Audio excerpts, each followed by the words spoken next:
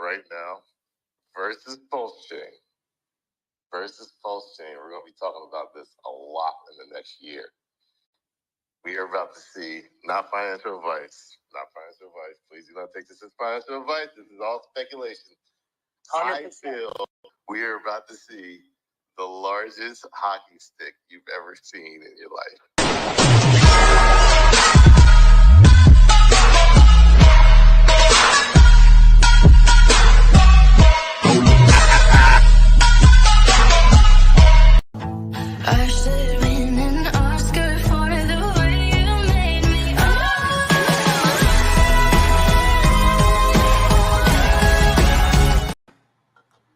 Good morning, ladies and gentlemen.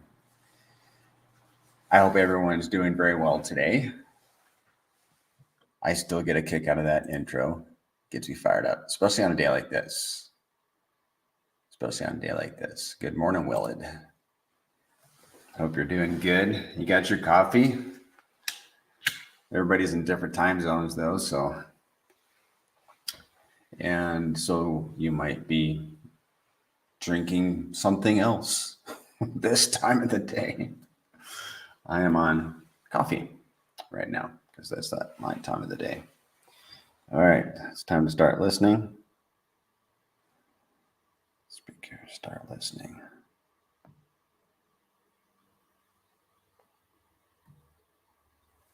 Good morning.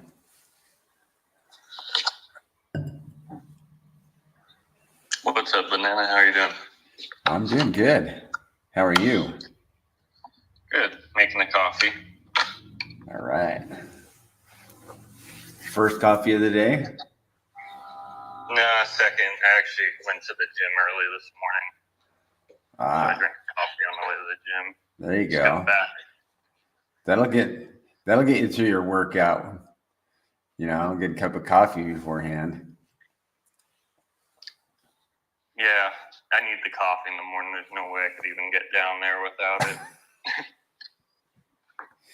I had to go through a season last year with no coffee because I was advised to not drink coffee for a while, but then I was able to go back and drink coffee.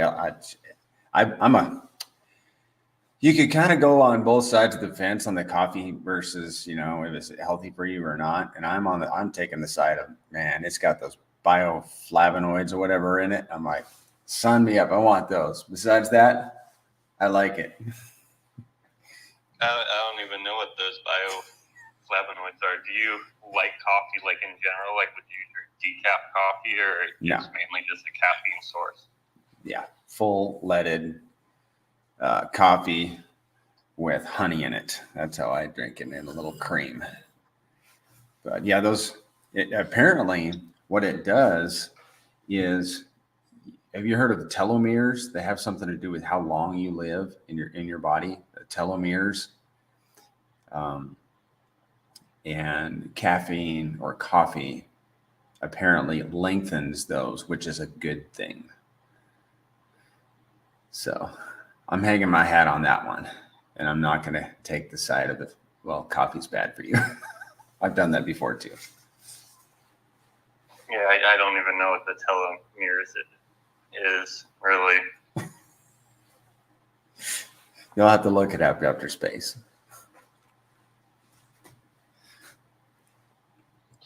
But yeah, I like it just black, and even if not so much anymore, but I used to in the afternoon even drink like decaf coffee. I love the taste of it so much. Romeo says coffee is essential. So what's new? How was your week? It was a good week. It was a good week. You know, I really made some advancements on my video editing knowledge, experience, whatever. That was, I feel like I broke through the sound barrier. And I think I'm going to be able to like do more. You know, I was even getting ideas this morning, like the video that I dropped on Twitter. I think it was Friday. It was just slides. With the editing software, you can separate the audio from the video. And so I did that. And then I just weaved in some slides instead of having, me in the background, with a whatever on the screen when I'm just doing a clip from a YouTube space, I put in some of the art that's on the Telegram. And I thought I liked it. But next time I do that, I want to make sure that the art like moves, because that helps. It helps the viewer. I like to see things on YouTube that move. You know what I'm saying? Yeah, our brains are all just turned into mush, right? We need some movement picture. Yeah. Our attention. Can't keep our attention unless it's moving. Dude, yeah. The attention span. I heard this a few years ago, and it was something like, it was a study up in Canada, I think, and they said our attention span has gone from, I don't know, like 20 seconds down to 12 seconds in the span of a decade or something like that. Like, whoa. I mean, have you ever been a book reader? Not really a reader, no. I was a reader. I still like to read. But let me tell you, after being wrecked by computers and social media and all this, to sit down and read just more than a page or two is an effort. Yeah, attention span's been wrecked. Unfortunately. Yeah, for me, when I was younger, I always had a hard time with like reading comprehension and stuff like that. So reading's always been a struggle for me. Oh. I'm more of a math guy. I'm the guy that like excels in math, but then struggles with language arts. You can obviously see that in my posts and stuff like that. Because my grammar is always messed up, my spelling's always messed up, and my reading is gosh awful. Oh. But math came like a walk in the park. Oh wow. Yeah, I mean, it's just the opposite. I am not a math guy. I love data. I love stats, but figuring them out can be very challenging for me. Yeah. So, was there anything in particular you wanted to talk about today, as far as numbers go, charts go, pTGC and UFO? Anything that's been on your mind? There is something that I wrote down earlier this week, and there is something I want to show on the screen. Somebody had a question about providing LP. So perhaps once we get more people on, we can show on the DAP how to LP, which should be very simple. Yeah, I think I'll lit up someone right now. Also, I wanted to give a little shout out to Lights Out. I see he's in this chat. I saw he made a post that he was having a little bit of health issues, so I just wanted to give him a shout out saying I hope he's doing good and getting better. Yeah, man. Yeah, I saw that post as well. Praying for you, man. Hope you get out soon. It's good to see familiar faces in here and some new faces also. I got to take a screenshot before I forget of this. Got it. Cool. What's up, Romeo? Is there anything that you had a question about or wanted to say? Hello? What's up, man? How are you? Good. Great to hear you guys. It's just it's a problem I noticed with GoPulse deck screener. Remember before when you go to purchase some pTGC, at the bottom when you go to purchase it, the trade, pTGC wrapped PLS, and you do the swap, it would come up at the bottom like the tax and what you want to do the tax. But now it doesn't do that. You have to go clicking on the three little dots at the top right, and you have to go into slippage. What I mean is the slippage used to come up automatically at the bottom. Like it feels like it's kind of gatekeeping going on. Are you swapping on GoPulse itself? Yeah. Yeah, I haven't really done any swapping on GoPulse myself. I've always just used PulseX. Obviously, PulseX has always been, you have to click like the setting icon and, Right. pull up the screen. I don't recall what GoPulse used to be, just because I never used their swap. No. It used to be at the bottom. It used to be at the bottom, ready there, waiting for you. And for newbies, like they'd be like, "Oh, well, you have to put in the slippage," and then it might have known from yourselves all the information you give. Okay, it has to be above. What is it, 5% or 6 or 7%? But now you'd be kind of going, "Oh, the transaction's failing. What the hell's wrong? What's something wrong with my cold wallet or something?" And then you're like, "Oh no, I have to click on the 3 dots now to get the slippage to come up." And I don't know. It just feels like. It just feels underhand or something. I don't know. Maybe I'm overreacting, but I wanted to come on to you guys to say this for weeks, but I could never get off work until now. Yeah, it could have just been like them just updating because PulseX has done a lot of updates recently. Yes.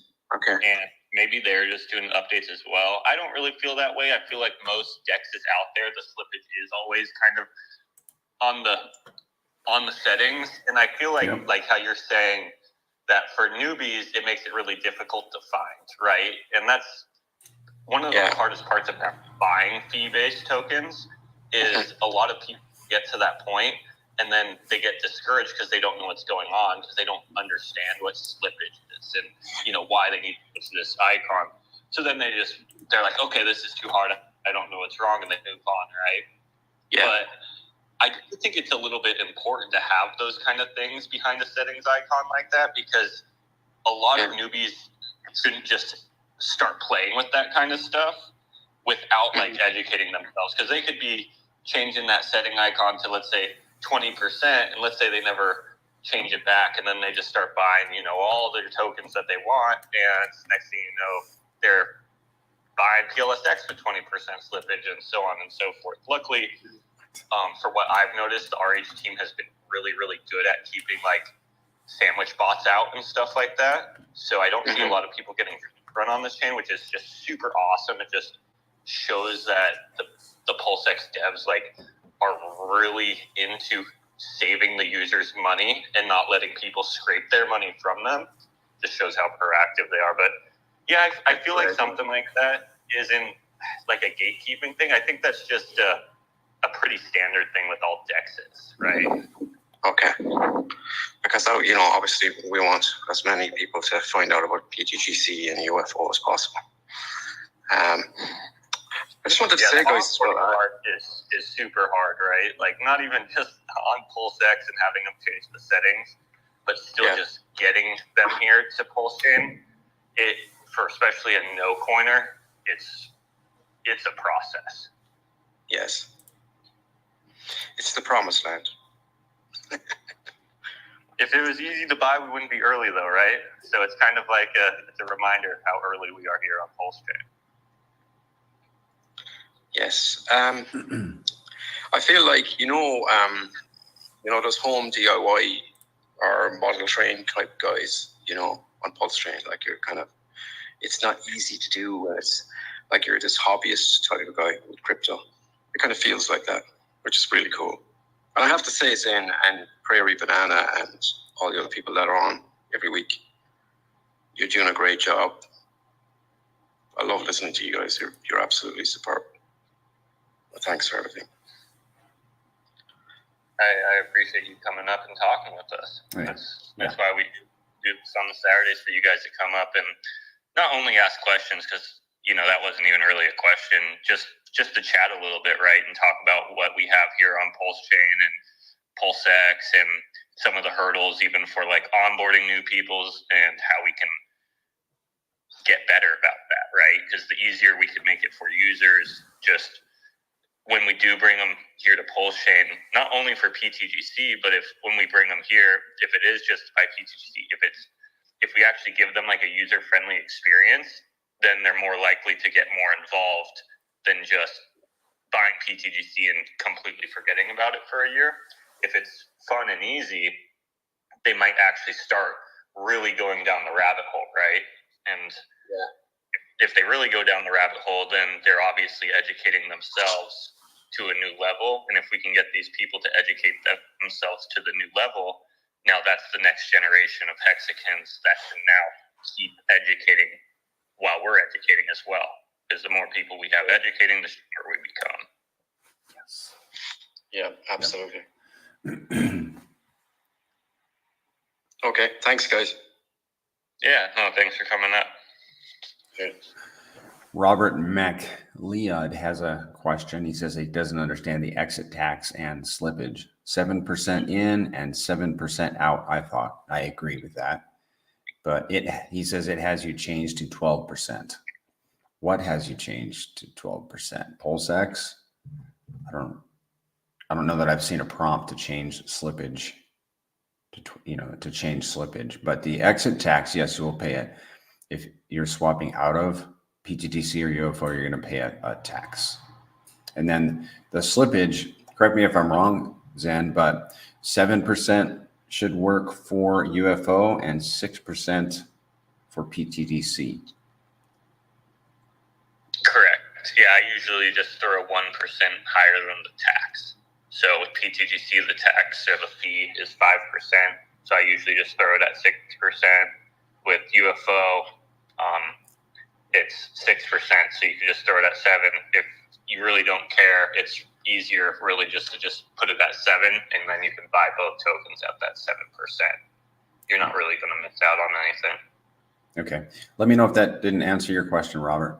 Crypto Stylist says, congrats on the new all-time highs for pTGC and UFO. Yes. Congratulations, all the holders. Yeah. Did we hit all-time high with pTGC in the last day or so? No, it was, let's see, 6 days ago. Yeah. But recent enough to celebrate within the last week. Yeah. But I know UFO hit one, I think, yesterday. Maybe it's at one right today. Now, for all I know. It was in price discovery earlier this morning. Yeah. Yeah, I can't lie, dude. I think UFO is really going to catch a lot of people off guard. I think it just keeps chugging along. You know what I mean? It's just like one step at a time. And I'm really interested to see how that keeps chugging along, especially seeing that pulse chain seems to have some energy building behind it. And obviously with the energy building behind pulse chain, that obviously brings energy behind all the sustainable altcoins on the network too. So for the first, 3 or 4 months when UFO was trending upwards, it was trending against Pulse because Pulse was pulling in the opposite direction. But now that our whole team is kind of moving in the right direction, it's going to get really interesting. I'm super excited for it. Yeah, I like the sound of that.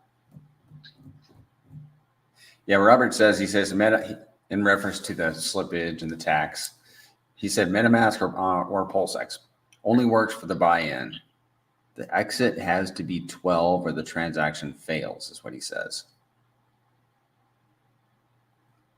Yeah. Yeah, I guess I'd like to hear from someone else that sells or has sold somewhat recently. I'm probably not the best person to ask about selling. Yeah. What is he selling? If anyone has a comment on it, that just doesn't sound right. I think he's selling pTGC. I think that's. And he says he has to put it at 12%? Yes. No, you just put 5.5%. Works every time. If that's not going through, then he's probably still staked. His token's still staked in there. Okay. All right. Maybe ask him, or if he's probably listening, what pair he's going into. If that's PLS. Good question. With the most recent update to PulseX, I actually don't, I used to have to turn to, let's say when you're selling pTGC, it would work better when you put it on V1. But I've actually, all the buys I've been doing, I've just been keeping all the settings the same with the auto router on and stuff, and just changing the slippage, and it seems to be going through fine. But when it is acting a little buggy, and this is just fee-based tokens, sometimes they get a little harder to purchase. you can turn off like the V2 and the stable swap and the multi-hop, and I forget what the other one is. Just turn all those off and then just keep the V1 on for pTGC, or just the V2 if you're buying or selling UFO. And that gives it a more direct link to the sell, and it seems to push it through a little better. Another thing I've done that's, I don't even really know why. So I use Go Real DeFi a lot of the time, just because I like how it just has the bridge right there, PulseX right there. And, but sometimes I'll have a hard time pushing transactions through, and then I'll just go just to pulsechain.com and hit the PulseX link on pulsechain.com, and I'll do the same exact settings, and then the purchase will go right through. Sometimes I'll be on pulsechain.com, it'll be acting a little buggy. I'll hop right back over to Go Real DeFi. I'll do the exact same thing. I'll just type in the exact same numbers, and it pushes it right through.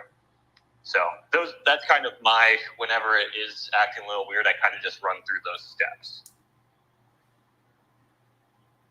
I had a thought this week, and perhaps you can help me through the process. Because sometimes I have difficulty like getting the whole concept or the big picture. So my thought was, like, let's say pTGC goes to 1 penny, which is about a 60x from here. So pTGC is, what I'm trying to convey is that pTGC is going to appreciate. So let's just say it goes to a penny. Will the locking yield, like people will be unlocking, will the locking yield be greater than the staking yield? If that makes sense. Like, will the people that hold their locks will the value from the early unlockers be greater than the value that we're earning from staking? Yeah, well, you know the answer to that. It just completely depends on if people are early unlocking or not. I think people are getting a lot more educated on how to properly organize their locks than the earlier days. It's my opinion. I'll be straight up. The locking has paid more APY than I ever imagined it. Like currently it's been paying pretty similar to what staking has been paying out. And I never imagined that being the case. I literally could not imagine no one could fulfill their 90-day time locks, but here we are, and plain as day they came. So. Wow. They're probably in their 20s or 30s even. What's the 20 or 30s? Age. The older we become, the longer our time horizon tends to be. Yeah. So I don't know if it's going to stay that same way. Like I said, I've already been surprised that the locking APY has been close to the staking APY. I always thought it was going to be not that rewarding as far as the APY goes, but I thought it was going to be rewarding as far as delayed gratification goes. Because one of the reasons that was implemented, because the guy that onboarded me was obviously a day one Hex guy, and he staked a lot of his Hex, and he always educated me that he was very, very thankful for the locking mechanism within Hex when you stake, because it kept his hands off of his tokens. And he even told me, he said, hey, I don't know what the outcome of Hex for me would have been if all those tokens were in my hands. I might have only seen it run up a 30x and cashed it out. But the thing is since it actually got removed from my hands and there was such the penalty to take those tokens out, he was actually able to ride a lot of those X's up that he doesn't believe he would have been able to if that liquid. So, okay. That really meant a lot to me. So I was like, you know what? We are doing things a little bit different, but I can learn from this and say that some people do like that option, at least with a portion of their bag.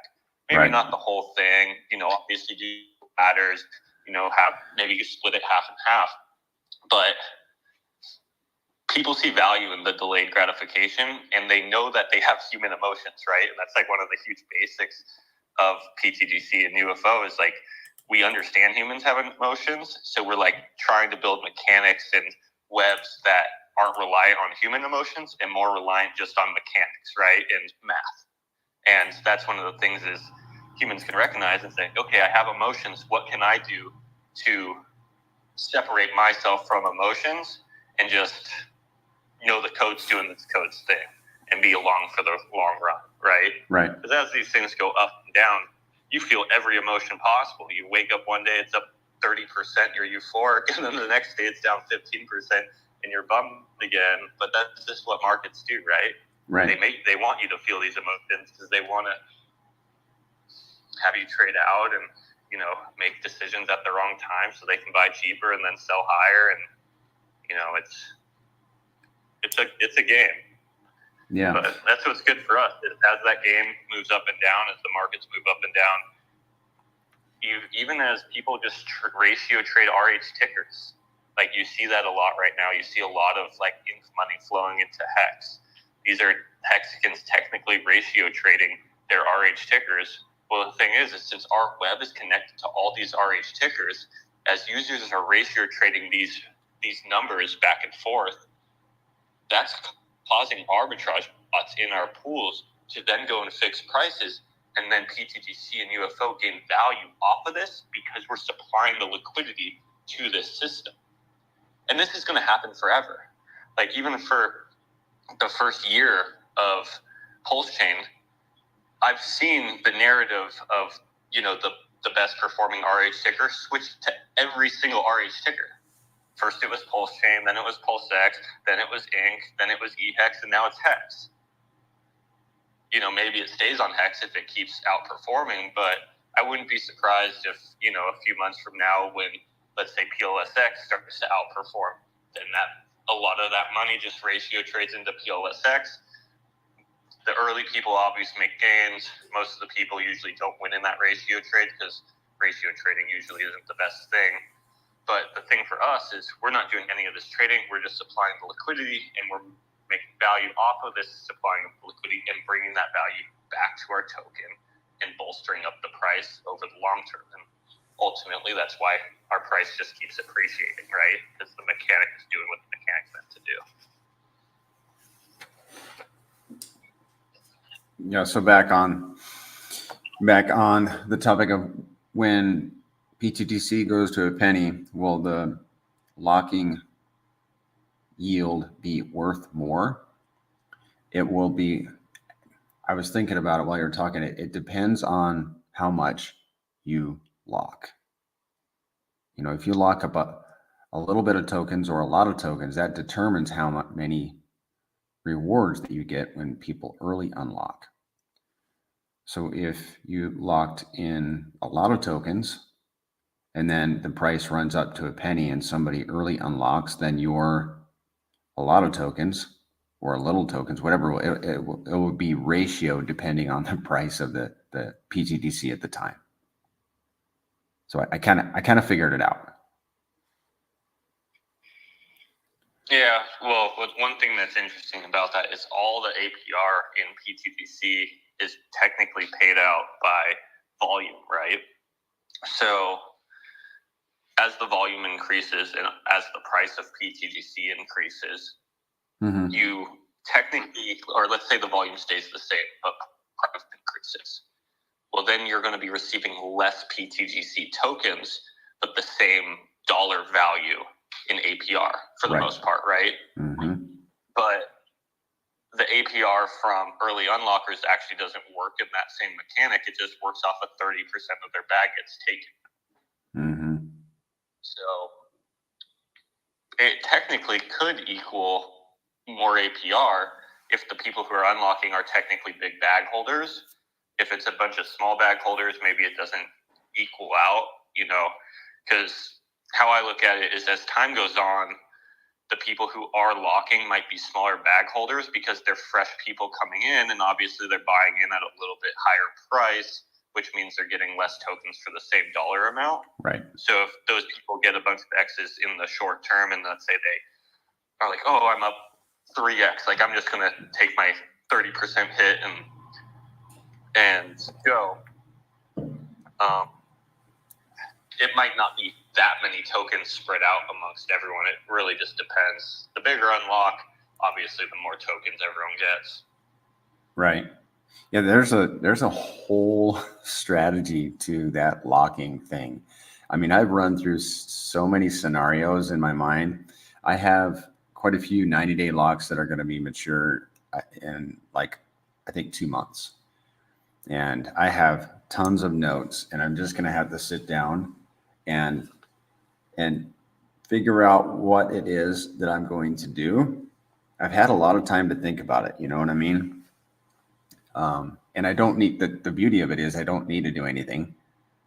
I can just leave those locks, or I can throw them into what I can just leave them, because it's all of my stuff is in 90-day locks, except for a few that are 10 years, nothing in between. And what I'm thinking about is doing stuff in between, but and maybe like a quarterly ladder. But it can get really complicated. I mean, there's so many options with that locking that I like it.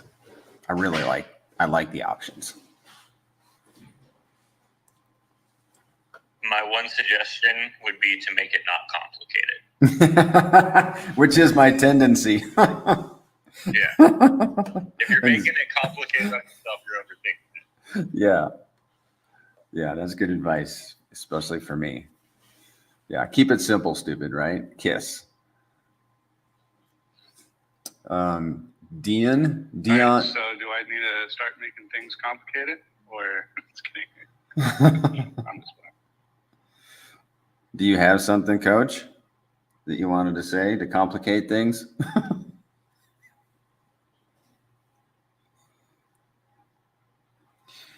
Dion asks, which amplifier has the most interesting tokenomics to you guys? Well, if we're considering UFO as an amplifier, then UFO would take it. But I assume that you're referring to the other 4 amplifiers: Burn, 808, Liquid, and Energy. From your perspective, Zan, which one of those has the most interesting tokenomics? Gosh, I hate when people ask me questions like this, because they're there for, people can speculate on them, but they're mostly there to let the bots arbitrage the webs that they have and then bring parts of the value back to pTGC. And I feel like they're like looking for me to help guide in a direction on these speculative plays. I guess the only thing I'd say is I like the huge buy and burn of Burn. I feel like most people understand a buy and burn very, very easily. This was like one of the things with PLSX, why I think PLSX got so much hype around it, is because a buy and burn just makes sense, right? You have a person or a code that's just buying up the chart constantly and just will never sell it. So it's an investor that just buys it up with every transaction every day. And those tokens just never land back up onto the market again. That's someone that will never sell on you. I think a lot of people can grasp that idea in a very complex space, crypto. A lot of people can get that idea very, very easily. So I think that Burn is very easy to understand. It's already bought and burnt 25% of its supply. I would echo that. That was the first one that came to mind to me also, was Burn. Yeah, but on the other side of it, there's community amplifiers that have really awesome tokenomics too. So if we're talking about those, Gugod's in here. He has an amplifier that's super awesome as well. I don't really like guiding people in any of these directions. I just, I strictly just try to keep it pTGC and UFO. But if you want to get educated on any of those other ones, there is the places to get educated on those, and they'll guide you in a good direction. Yeah, Dion, there's a separate Telegram for those amplifiers, actually. You can just reach out in the main Telegram and ask for it. Paul Sachs says that, yes, GoPulse.com does some goofy stuff, and he's seen several.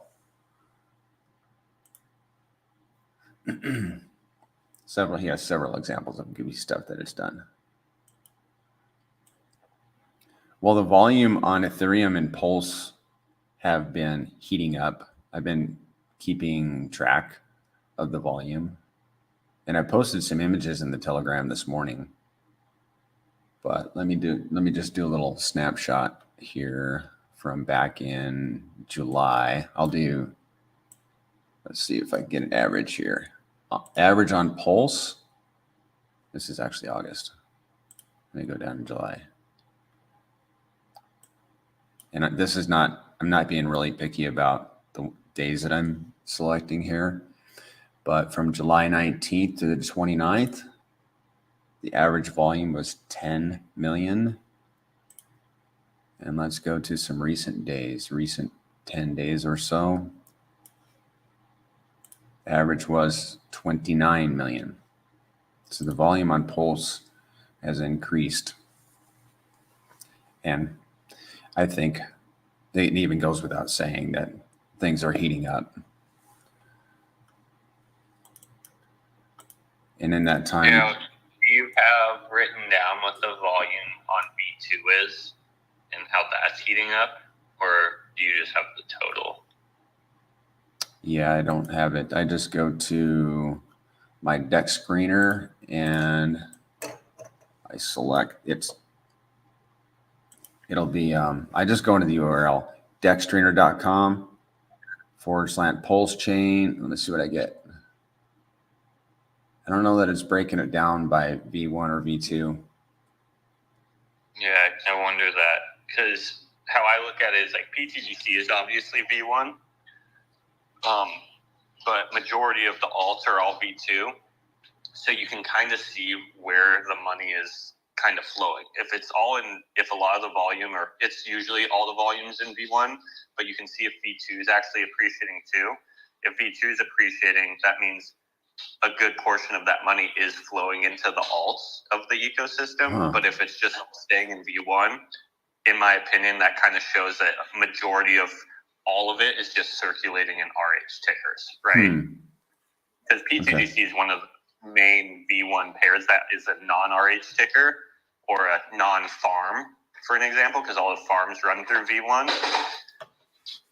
So you can kind of see how the volume that is circulating, kind of where it's going, just by looking at that. It's V1's 25 million in 24-hour volume. V2 was 1.85. Yeah. Oh, this must be just combined. Right, I think this is the combined volume. yeah. So, Mando, like what you were just saying is you can see that the volume that's staying in V1 is like 20 times. So what that kind of tells me is right now in the market, pretty much all the volume is happening within just RH tokens for the most part, or the farm tokens. Which is exactly what you'd expect. Because they're pumping. Yeah, and they're incentivized in farms.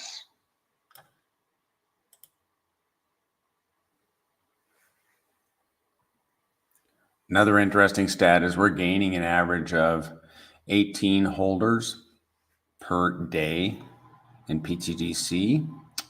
Let's see what we got for UFO. Well, we had a lot yesterday. Average of 15 per day. We had 29 new UFO holders yesterday.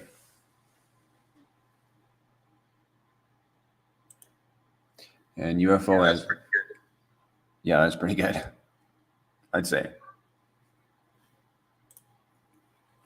Yeah, thinking about like what Mando was just saying, you said the V2 had 1 point what? So when you go to just the overview on the info on the UI, V1 is showing 27.02 million in 24-hour. V2 is showing 2.88 million in 24-hour.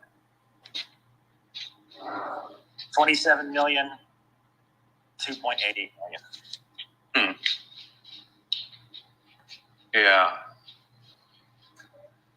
So right now UFO has roughly a little over $80,000 in volume. So let me see this real quick. 2.8 or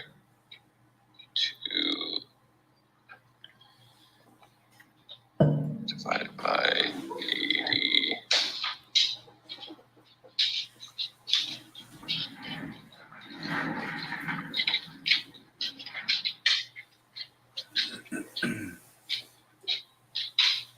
It's just over 2% of the overall volume in P2, 2.5%. Yeah, that's what I was trying to figure out. Which is pretty interesting. Out of all the tokens on all V2, the whole entire chain, UFO alone, which is a fee-based token, which usually means volume's a little bit lower with fee-based tokens. It's, like you said, roughly 3% of the entire volume.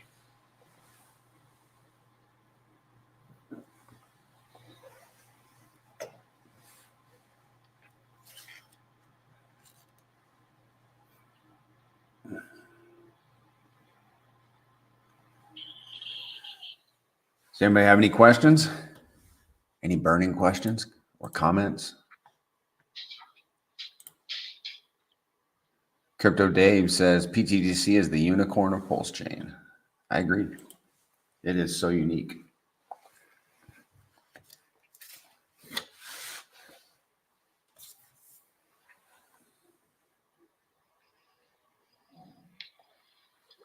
What's up, Mando? Have you been seeing anything that is worth bringing up just with pTGC or UFO? Lights out. If you want to come up and talk, feel welcome to just turn your mic off. Hello, can you hear me? Yeah, how you doing? Oh man, I'm still sitting here in the ICU and all that, but I'm getting better, you know.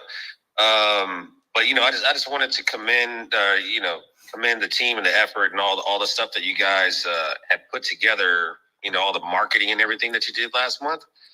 I think the last couple of months, but my brain's not working so clear right now. But you guys did great. You know, like all the shilling, all the you know, it seemed like you had an organized effort, you executed it, and then, you know, the price took off. And I think that was awesome.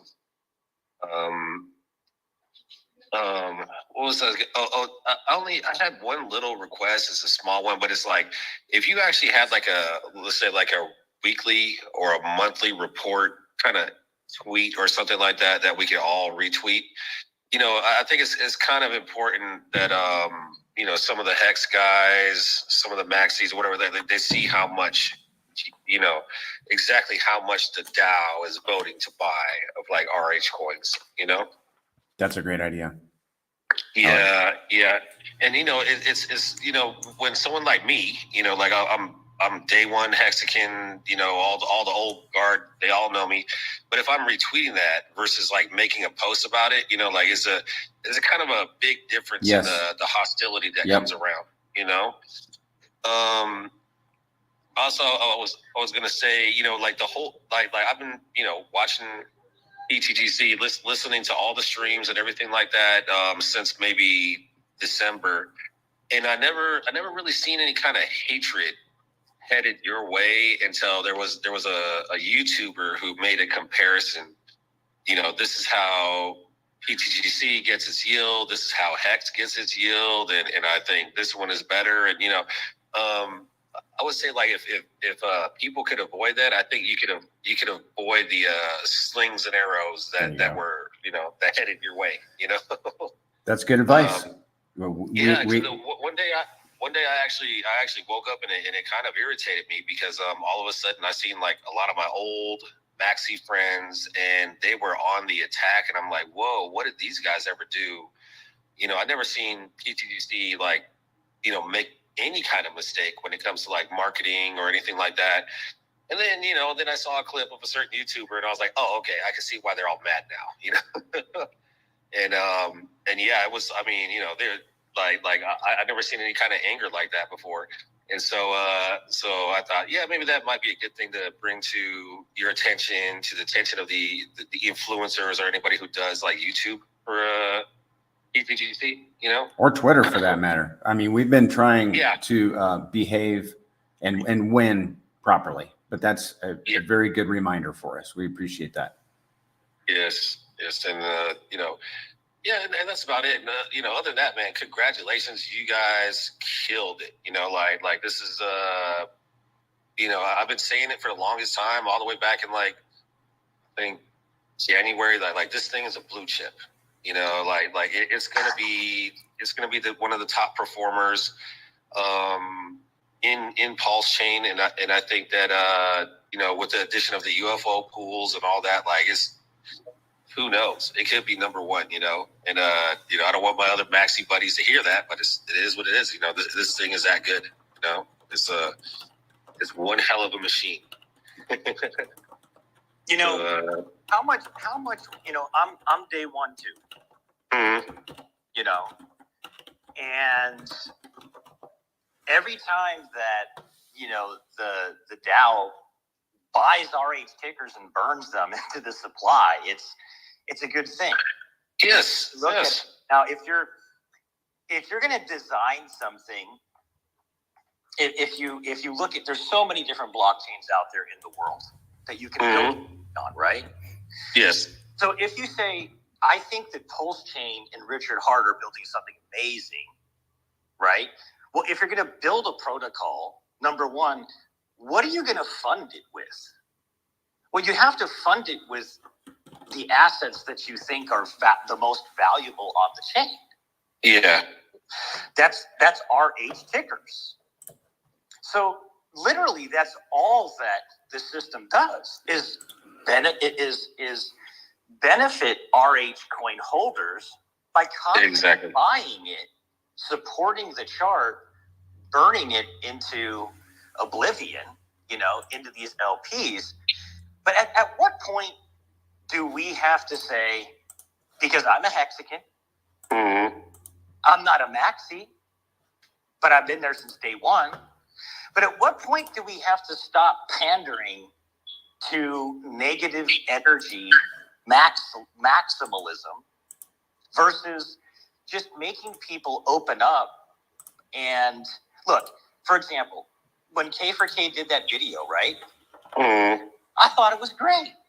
Now, could he have nuanced it a little bit better? Well, sure. And I actually told him that right away.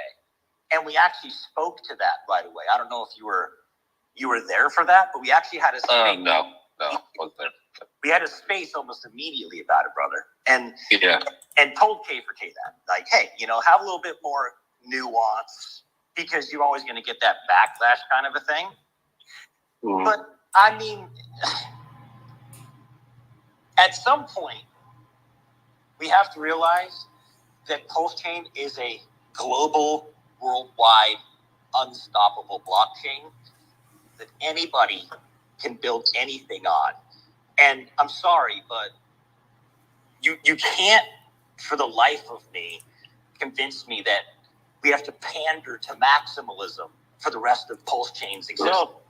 No, I don't think so. I don't think pandering is no. Pandering is not a good thing at all. It's more so like there's quite a few people with quite a few followers, you know, that can kind of sway quite a few ideas. Because I mean, the amount of FUD that I seen that day was pretty crazy, you know. And so it's more so like just don't fuck with the bear, you know, like don't poke them, don't prod them, just leave them alone, you know. And then you know, pTGC it'll continue to do fine because like the product is that good, you know. You know, for me, this particular thing was about that particular day and what like K4K had said, you know. But yeah, like pandering, it's not going to work. There's a lot of people who don't really realize that, like, you know, yeah, Pulse Chain is L1. There's going to be things built on there that you like or you don't like, but it's going to get built regardless, you know. We just hit like nobody has like Zen had no clue K4K was putting out a video. right? Yeah. The community members that have been here since day one, we had no clue he was putting out content. So we can't control what an independent human does and slams up on the internet. Yeah. So that shouldn't fundamentally, come back in terms of blowback toward the community because one guy doesn't nuance the video properly. pTGC just hit a new all-time high. Nice. We have a large player that just dropped about 16 G's into pTGC and about 15 G's into UFO in the last 5 minutes. There's a guy in the chat that I know. Well, he was in the chat earlier, but there's a guy in the chat I know who has no problem dropping money like that. But yeah, it's just the blowback's going to happen regardless. And yeah, nobody knew that K4K was making a video. I'm just saying, it's just something to think about for the community as a whole, moving forward. Because everything that you guys have been doing before then, Coach, Prairie, TGC has been ironclad. They've been doing a really, really good job. And yeah, there's going to be newcomers that come in and start, stirring things up. But yeah, so far so good. It's been great. I agree. Yeah. I just want to say I agree with you, but at the same time, I hope that the more maxi community can be more balanced though in responding to things like that. Because if if the community or the protocol had nothing to do with it, it's like you can't stop people from saying what they're going to say. Yeah. You can't direct blowback to the protocol. Yeah. Well, I've been working on them. I've been DMing and talking to people, and I've been working on them. Some people, they're always going to be stuck in their way. It's like, hey, RH got me to the dance, so that's what I'm sticking with, and I hate everything else. But there's some people who have more open minds, and I've seen a couple of them in this chat. In this chat earlier. So, one at a time. We'll wear them down slowly but surely. One at a time, and I think by the end of the cycle or by the what wears them down is the chart, dude. that helps. The chart helps, But okay. I gotta get going here. I gotta do some medical stuff. Hey, God bless, and I hope Godspeed to everything going on there, man. Okay, man. Great job, guys. Great job. Hey, thanks for coming up, lights out, and I hope everything goes well health-wise. We're expecting you to be here for this bull run with us, so keep pushing through it, and you'll be in our prayers. So, thanks for coming up, thanks for supporting, and I hope everything goes well in the next few weeks for you.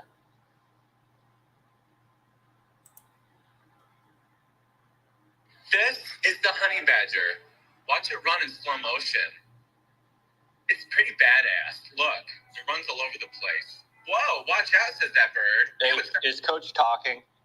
Yeah, I was. Why is Twitter sucking so much this morning?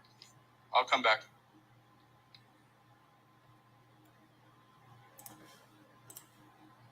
Yeah, pTGC, new all-time high, $58.45 million market cap, and UFO, essentially, new all-time high, $11.64 million market cap.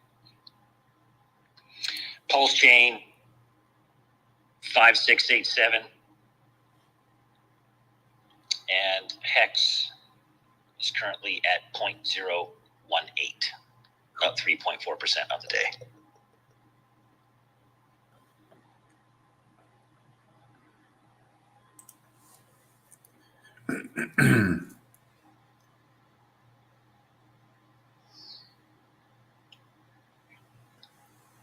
Yeah, that's good. I guess real quick, Mando, if I could touch base on that little bit of conversation you were just having with Lights Out. The thing is I feel like our actions as far as what the DAO is doing and what our code is and what the project really is what people need to pay attention to. Like every community is going to have different types of community members. And really what really matters is what the code is doing. Like the code is literally buying up RH tickers and burning them. I think that technically shows what we believe in and who we believe in as far as RH. And obviously that we're RH maxis and we believe in the success and we believe in RH probably more than most even people on Pulse Chain. And do I think RH tickers are going to be successful? I do. Do I think pTGC is going to be successful? I do think that as well. And that's okay, right? I was telling someone in the comments pretty much like look at pTGC and look at UFO and really think back like why you got into crypto and what are you looking for in a crypto token. I strongly believe, because I've literally ran through this checklist when designing these things, I believe pTGC and UFO will hit every single checkbox for the most part you're looking for besides one. I am not RH. I understand that, and I'm not trying to claim to be. I am a student of RH. I have put in so many things I've learned from him into these products, and on top of that, we have created a huge liquidity web with his tokens. So I do understand that I am not RH and I can never be RH. And some people are not going to get over that. Some people specifically only want to be in RH products. I completely understand. But I do strongly believe this product on this chain is one of RH's biggest supporters out of any other product on this chain. And it has a lot of his morals and intentions designed into the code. And I believe we've hit a lot of nails on the head as far as like when you take a checklist, like really ask yourself, sit there and say, what am I looking for in a token or in a crypto? I'm looking in to get at a cheap price. Like these two tokens are still micro caps. And you run through this checklist of like what you're looking for to make gains in a bull run or what you're looking for in passive income or what you're looking for to X's or long-term holds, short-term holds, whatever. I strongly believe out of RH tickers, out of non-RH tickers, these two products will hit most of everything you're looking for. And I'd be interested for someone to come up and say like, hey, you're not hitting this, because I'd like to talk about it. You know, that's why we're here. But like, honestly, like get over the fact that it is an RH ticker. Like the truth is other projects are going to get built on this blockchain and really sit down. Like, does this product hit the things I'm looking for? Well, I think too that, you know, it's one of those things where if here's the question. Would you prefer that cool things like this are not built on Pulse Chain? Would you prefer they're built somewhere else so you don't have communities bringing people over from other chains to buy? You're not creating volume on Pulse Chain. You know, you're not constantly adding buy pressure to RH tickers. Like, would you prefer that all this positive energy is just not on Pulse Chain? I mean, that's the whole point of Pulse Chain, you know, is to choose a better blockchain and build on it. And obviously, RH tickers represent the best form of value on chain. So in my assessment of things, when I'm looking at it personally, if I'm an RH maxi or someone that kind of is near that, or just I'm an RH guy, well, then the main thing that means most to me, if I already have my RH coins packed, you know, if I'm going to go outside of those tickers, then I want to buy something that has all the characteristics of what RH has taught us in terms of security, in terms of not your keys, not your coins, self-custody, and, you know, I mean, liquidity and all these different things. But as long as all those things are there, the main thing for me is that the liquidity pools are filled up with RH tickers. because that's what actually gives you the value, gives you real value. And in that way, you're directly exposed to those tickers, right? So if you have something that has this kind of mechanic, these kind of tokenomics, these kind of, deflationary aspects, but it's basically just a claim check on RH tickers in a very real, tangible way, in my opinion, you are owning RH tickers. If your liquidity pool is filled with 5, 6, 10 million, and when Pulse Chain makes its first massive revaluation, the liquidity pool web of pTGC and UFO are going to go from a $5-6 million US valuation to like a $50-60 million revaluation. And what's going to be in those pools? All nothing but RH tickers. So how am I, as a holder of these things, not directly exposed to the thing I believe in the most? You are. There's no way that you can argue against it.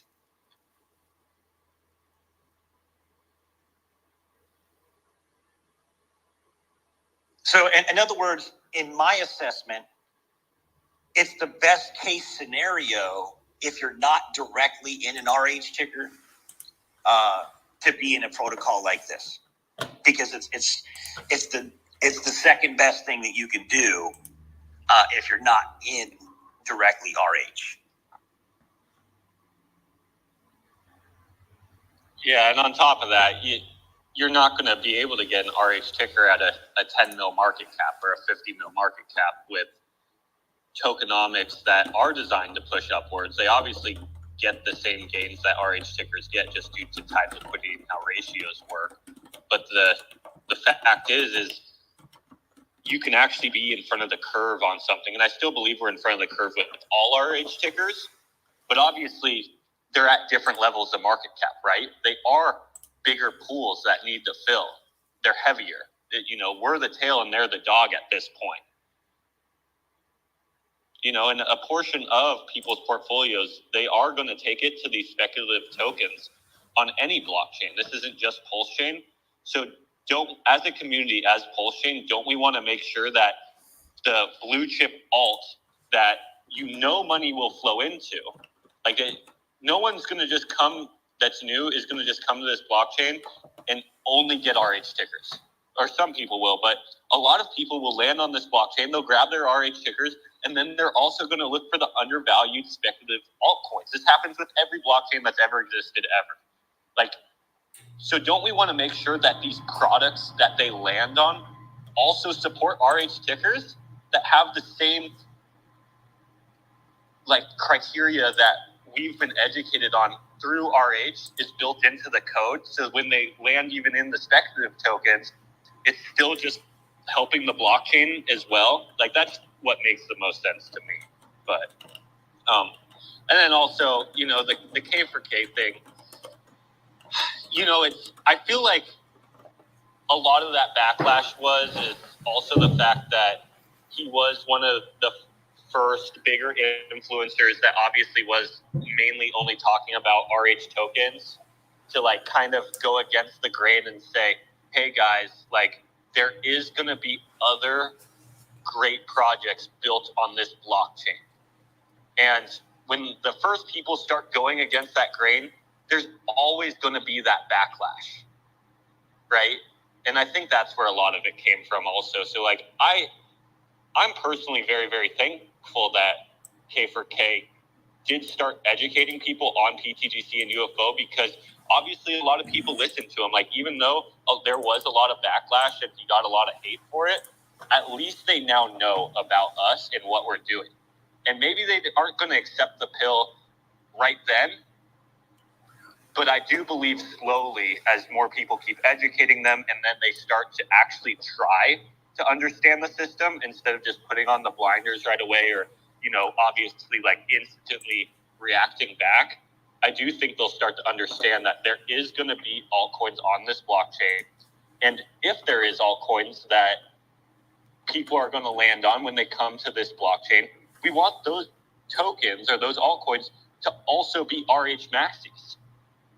So we all have the same goal in mind. The same promised land is, success for RH, success for Pulse Chain, and obviously benevolent, long-lasting, sustainable projects. Because if this money is flowing to long-lasting, sustainable projects, overall, that's going to help this blockchain.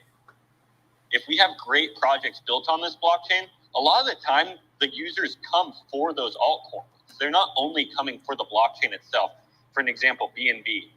A lot of the people that flowed into BNB weren't actually going there for BNB itself. They were going for a running altcoin on BNB or Solana. They landed on Solana, not necessarily for Solana. They were going there for a running token on Solana. And then they just ended up staying because they liked it over there or whatever. But think about what we're built on.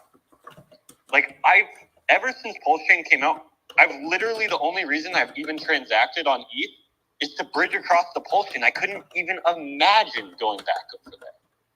So as long as we have these products, Hex is acting really good as one of these products right now because it's getting green candles. It's getting people over to Pulse Chain because they don't want to miss the boat. Once they're here, I don't see a reason why they would ever leave. If you're a trader, you literally get the trade for a penny. On ETH, it's $20, $30. On Pulse Chain, it's a penny. So, and you have pretty much just as many tickers, or at least enough good tickers to trade. There's the altcoins. There's, I think we're still growing, but my point of it is I feel like once people do come to Pulse Chain, they do end up liking it because the product is actually really, really good.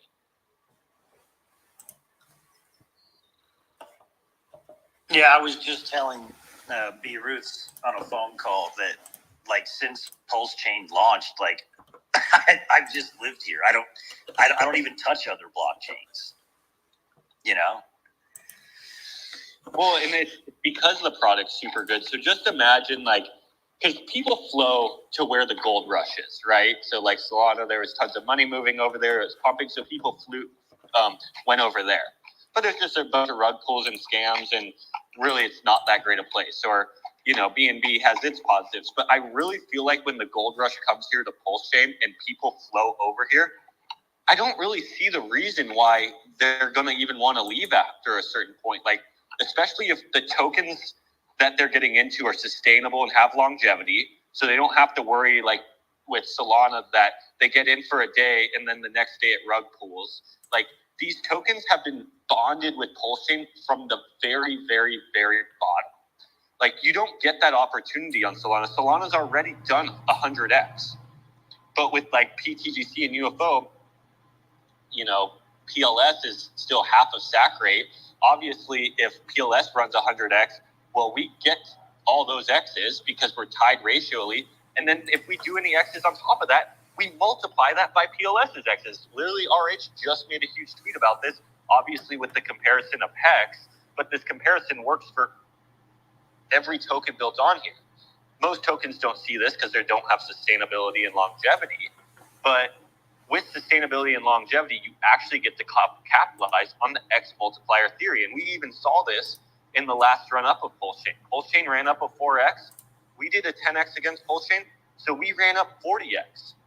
When you really think about Pulse Chain being successful and X multiplying theory being in place, just think about what Hex could actually do, or PulseX can actually do, or pTGC, or UFO, and what those green candles will do for outsiders looking in. They're going to want to come over here, and once they come over here, they're going to like the product, because we've all been on other blockchains. We all know the problems with them, and I honestly believe, RH was solving those problems with this product.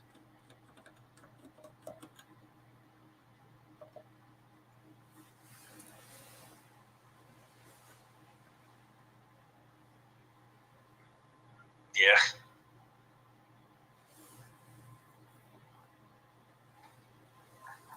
Do we got anybody with their hands up, or anybody that wants to come up and speak?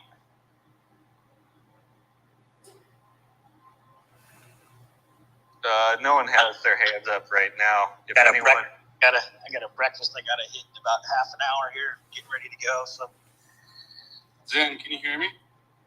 I hear you now. I wasn't hearing you earlier, I think, though. Yeah. What's up with this X, Twitter, and stuff? I don't think it's X-Twitter. I think it's just me and you.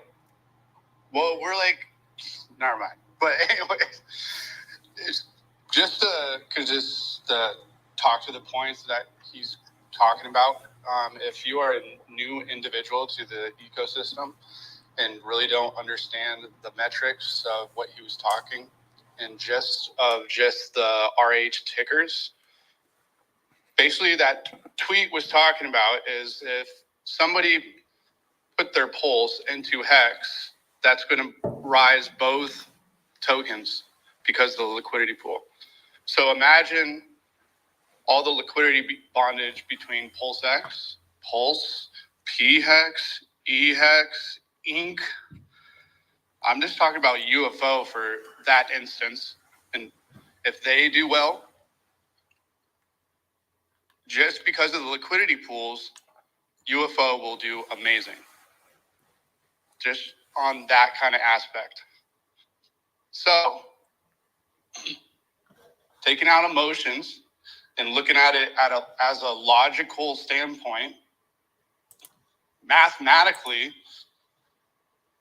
whatever UFO does, pTGC will do as well because of the liquidity pools. So and what do you think that number could possibly be down in the future? Because it's deflationary, it's tied to Pulse X, it's tied to Inc, it's tied to Hex. Like there's over 8 million P Hex in that liquidity pool with pTGC alone, and then about 70 million E Hex, right? The last time I looked. But so it's just take out emotions. Mathematically,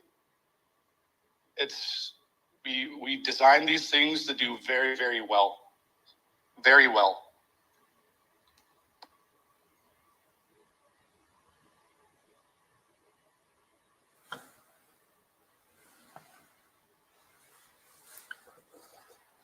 Yeah, well, due to the tide liquidity, if Hex goes up, pTGC is forced to get dragged up.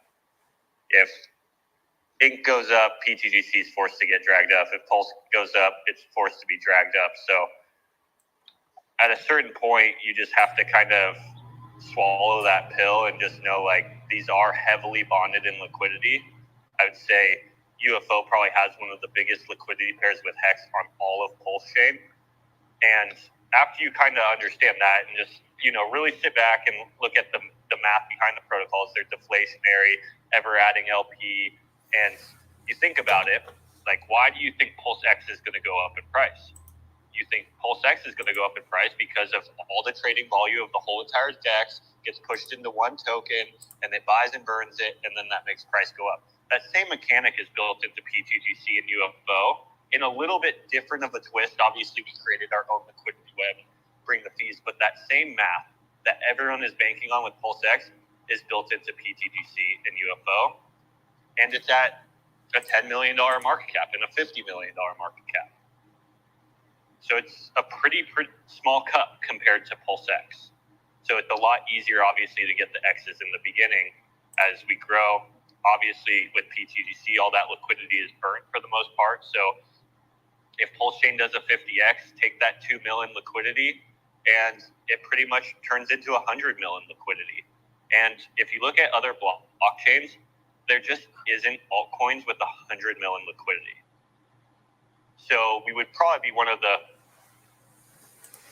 altcoins on all blockchains with the most liquidity.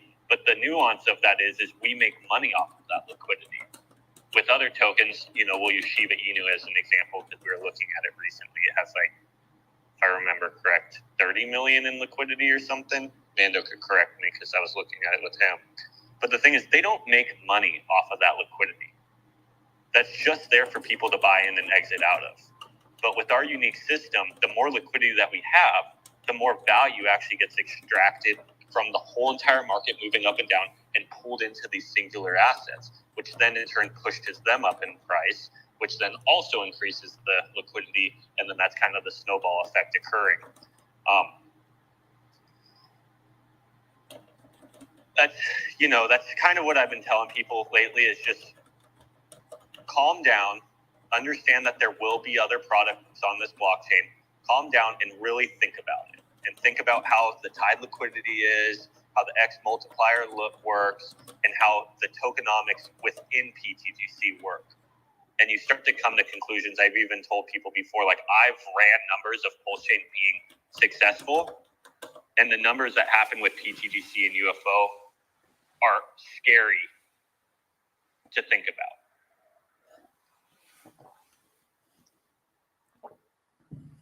And that's just based off of math and liquidity and how all these things work. That's not like us hoping people get these tokens. It's if Pulse Chain is successful, these tokens are forced to be successful due to how much building has been done at this bottom floor. We have been working on the foundation for this building for the last year of Pulse Chain.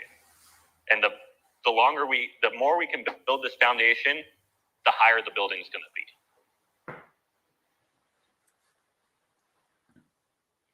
Yeah, I was talking, I did a post earlier today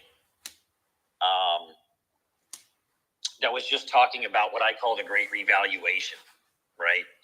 And like when pTGC buys, for example, Hex at Y price and Hex does a 5X, the liquidity that was purchased at Y price just did a 5X without even having to inject any new capital. So when the liquidity web sees this great revaluation, the pTGC liquidity web will see this multiplier effect, and holders will massively benefit from this. Holders will then have to sell, for example, if the cumulative ecosystem liquidity web right now is at a $6 million valuation, imagine it at a 10X from here at a $60 million valuation, right? Then holders will have to sell way less of their tokens to get way more USD value and affect the chart way less. So anyone that's selling into the chart before this revaluation, when we see a massive run, I believe they're going to cope the hardest, because they will look back and think, damn, I could have got the same amount of money for way less tokens.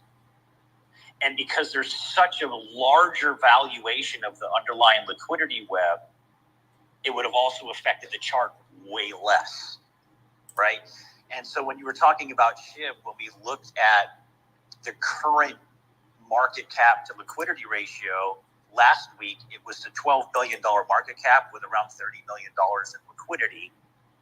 And when we ran the numbers and compared them to pTGC, we saw that even under $1 billion market cap, from the current numbers of a week and a half ago, you'd still be just under $1 billion market cap with $30 million of liquidity. So imagine in the future, and guys, this is just all talking concepts and theoreticals here, but imagine in the future you're staring at $1 billion market cap for pTGC, and you're not looking at a $5 million liquidity web. You're looking at a $30 million liquidity web, $50 million liquidity web, something like this, right? So now you're talking about one of the biggest ERC20 tokens on Ethereum, 12 billion in market cap, 30 million in liquidity, versus 1 billion in market cap with 30 million in liquidity. Those people that have those tokens locked in at that kind of a revaluation, they're going to look back at these times, should that take place, and just kick themselves in the ass.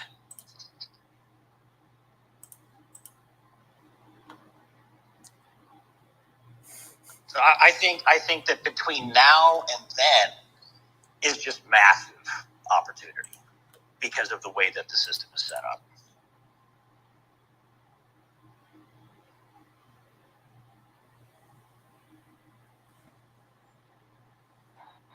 Yeah, well, let's think of a pretty decent bag holder of pTGC, Mando. And let's say they want to get $100,000 out to put a down payment on a house for their family or something like that. Well, let's say they have to cash out their whole bag to get that $100,000. And with pTGC, we've seen this. Like, people have made obviously tons of money on pTGC, and our chart is still up and to the right. So that's like a win-win. We want people to make money. We also want to go up and to the right. But the thing is once you're out, you're out. The contract's buying and burning its tokens with every single transaction. There's only so much in liquidity. So if you give up your position and the chart moves on without you, you've now just given up your entry on something that has actually been designed to be here as long as Pulse Chain itself, pay passive income, and to continue up in price.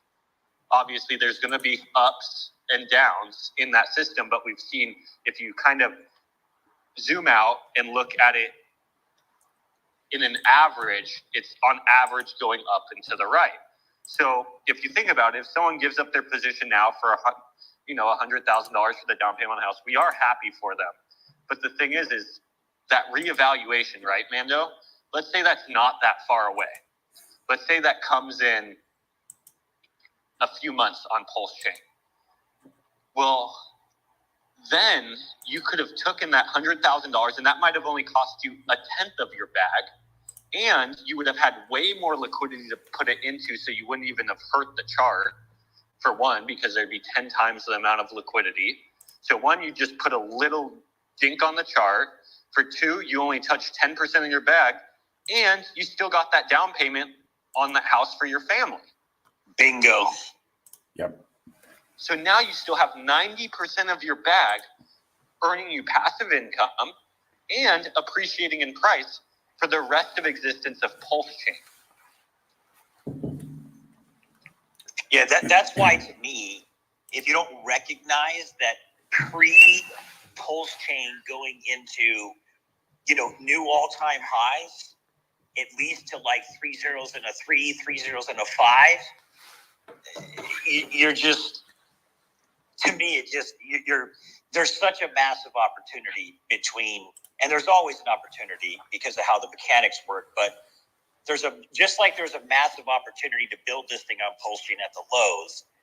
There's a massive opportunity between now and that massive kind of breakneck revaluation of RH tickers, because you're going to go from a value of underlying liquidity of 5-6 million to 30 million, 50 million, whatever it is, right? And that is just massive. Mando, Crypto Stylist would like you to talk about the liquidity to market cap ratio and its effect on pTGC and UFO. It's literally what I just talked about. Okay. It's literally what we just talked about for the last 5 minutes. Yeah. And that's what we're talking about right now. Yeah. Okay. So essentially, in a nutshell, if you take, let's just make normal numbers. If you take the current liquidity web of the whole ecosystem and you make it at 5 million, and the ecosystem does a 10x, right? You're going to see that kind of a revalue. You're going to see a $50 million liquidity web, not a $5 million liquidity web, right? When that happens, that means that the token prices of UFO and pTGC have to go up. It also means that the liquidity that backs the underlying value of the tokens has dramatically revalued in USD value, which means that, like he said, if you wanted to, take out $50,000 to put a down payment on your house, you would, after that revaluation of the underlying liquidity pools, you would spend way less of your tokens to do it, and B, you would affect the chart way less, because you're talking about literally 5-10 times the value of liquidity versus currently right now. So until we see that revaluation, it just represents a massive opportunity of wealth transfer, of gaining in purchasing power, and of the true underlying value of the asset being backed by much more economic energy. So that's why I think that between now and then, it just represents a massive opportunity.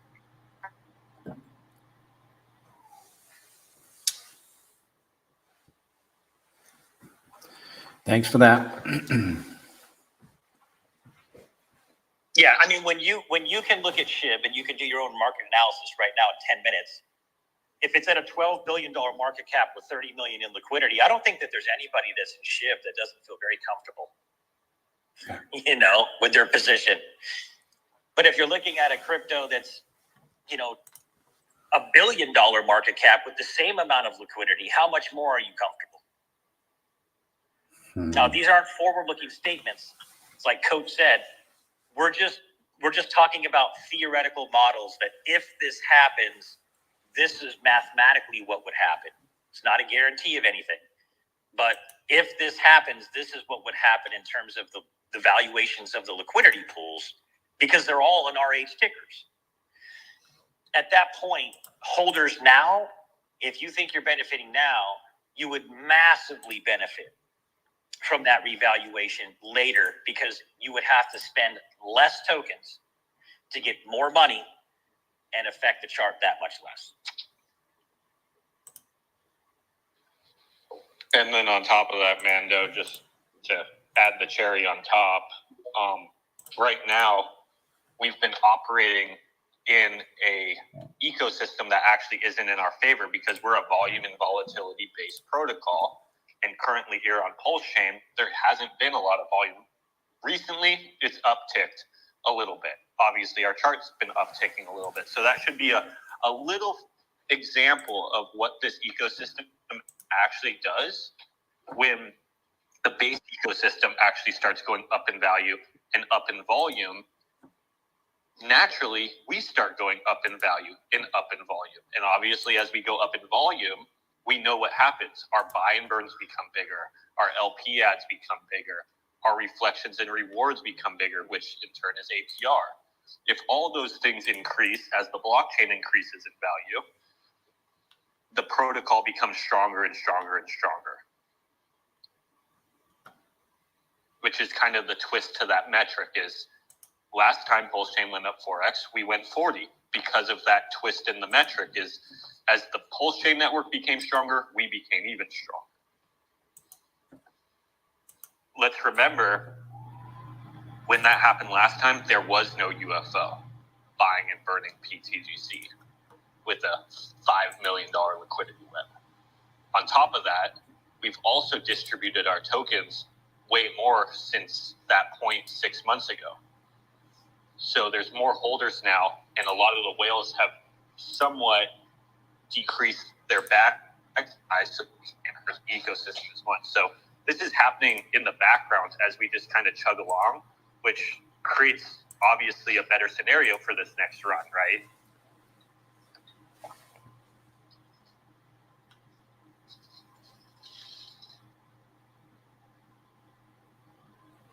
Where you literally have a behemoth Hulk protocol burning, even more than the underlying protocol at this point, which didn't exist prior to that.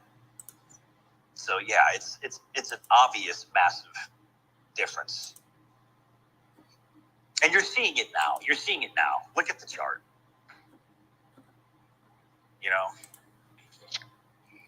When did let's look back and see what day UFO launched.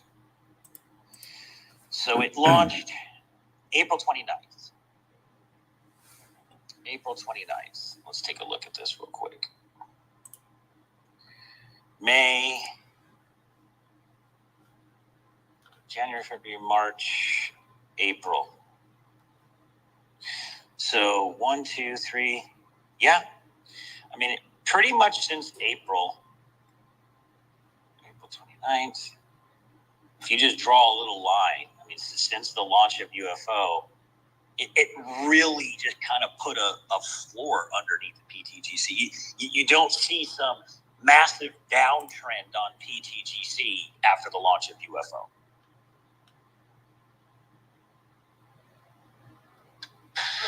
Yeah, well, like right now there's 80K in volume, and like we're saying,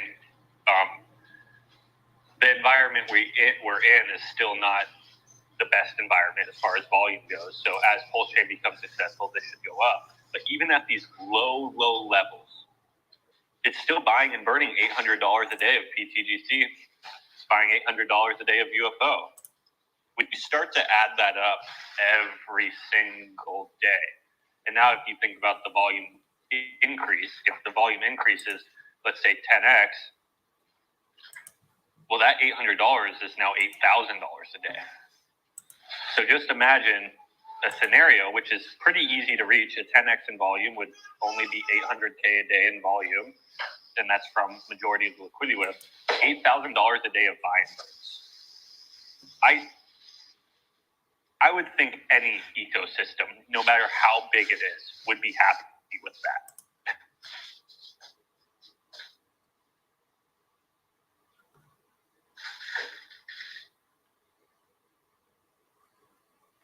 And then think about how much is coming into the Dow on a daily basis. Yeah, also doing buy and burns or LP ads.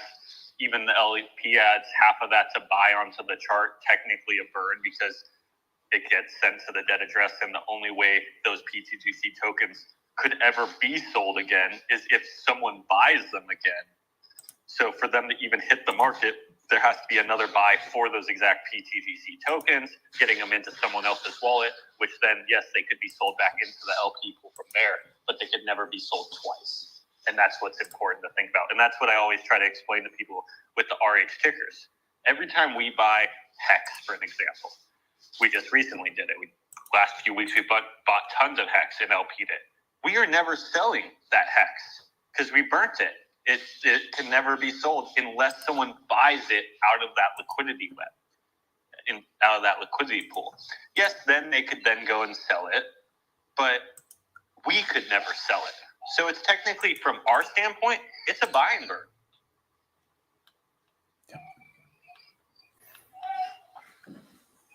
And that's pTGC or HEX, or, yesterday was Pulse X. That's positive pressure onto the Pulse X chart that technically that value can never be taken at that point unless more value is entered in to get that PLSX.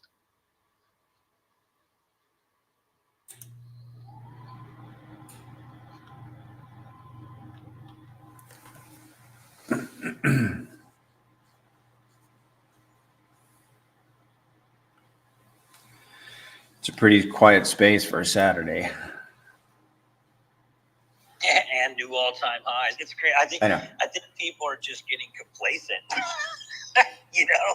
It's crazy.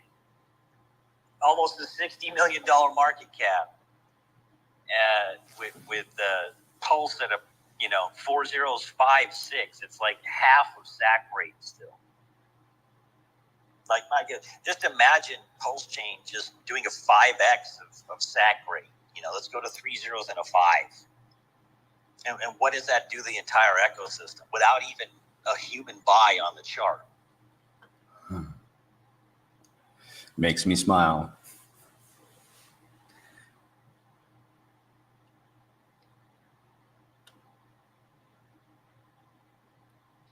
Yeah, Mando, literally yesterday I hopped on the chart and of UFO, and I was like, about 2 hours ago, UFO hit an all-time high, and I was like, oh, did anyone even bring this up in our chat? And I'm like, oh my God, these people have gotten so used to hitting all-time highs day after day that they don't even realize it anymore. Yep. That's a fact. That's pretty impressive. Something we haven't seen in a few years.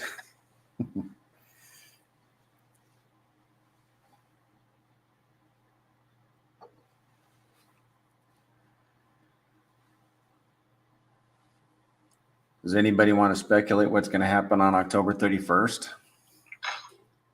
I mean, I think some of what we're seeing is people trying to front run perhaps what they think might be the result of October 31st, the SEC hearing.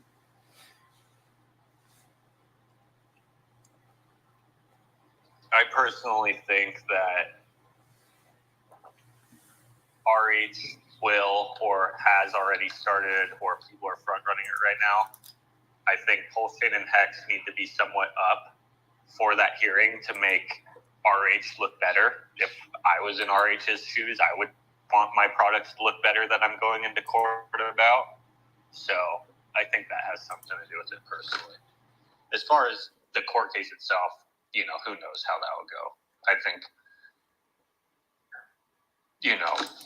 think he's got the best shot with his lawyers, you know, the people he's kind of put on his team. I think he's doing everything he can to win. But, you know, does it get dismissed that day? Who knows? Yeah. I hope it does. I don't want a drawn out case. I really don't, but it could go that way. Yeah, I don't know if I would count on that because usually these things get drawn out, but obviously that would be best case scenario. Yeah.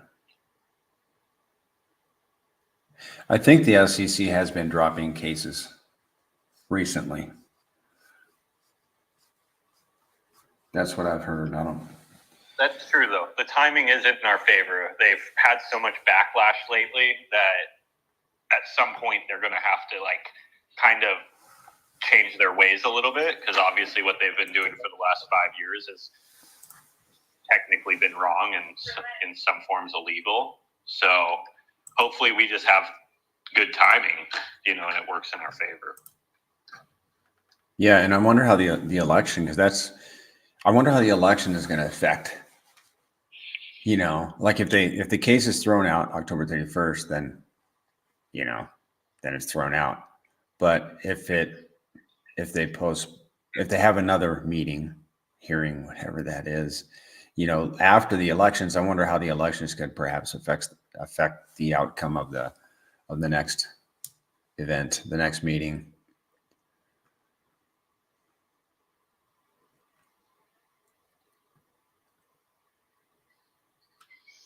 Yeah, I think a lot of that would depend on who is president, but like obviously Donald Trump said that he would probably, you know, obviously get rid of Gensler if he became elected, which obviously would work in the favor of crypto at this point. If he put someone in there that's actually knowledgeable about the systems, that would be nice, but Yeah. I think any election year is usually good for assets, right? So either way, I think the timing is right, even if it pulls in our favor or against our favor. I think just it being an election year is in our favor. Yeah, agreed. Yep, especially depending on the outcome of the election.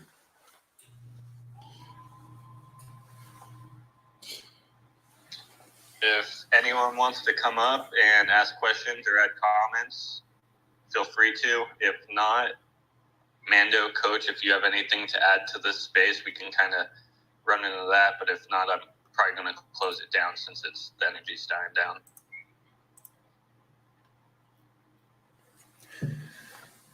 We are going to have a stream this next Friday too, October 11th.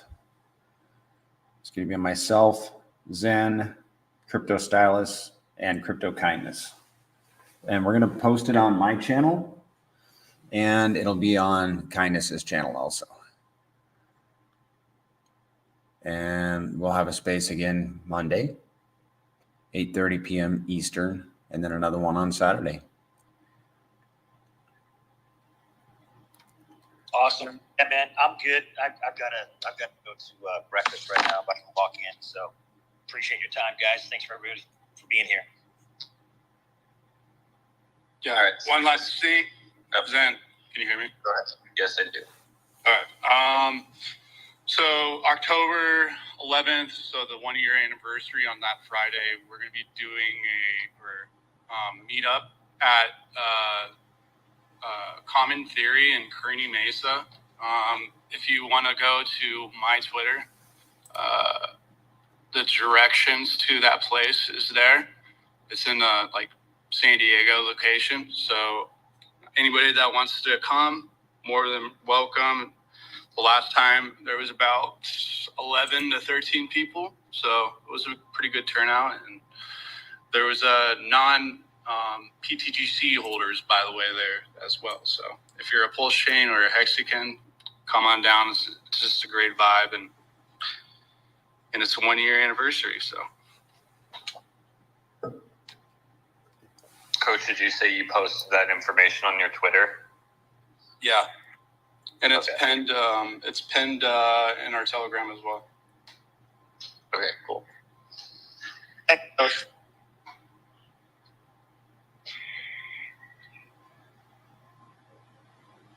Yeah, thanks for holding that, Coach. And It's always a good. Yeah, no problem. yeah, like you Good said, time. it doesn't have to be just pTGC and UFO. I think the facts are of, even it could be hex and pulse chain, so if you're just a hex and pulse chain people, Coach has open arms, go and meet people in the area that believe in a lot of the same things you do. And it's going to be at 6 o'clock, 6 p.m. Don't worry, I won't make you guys wake up at 6 a.m. now. But All right, see you guys. All right. Thanks for hosting.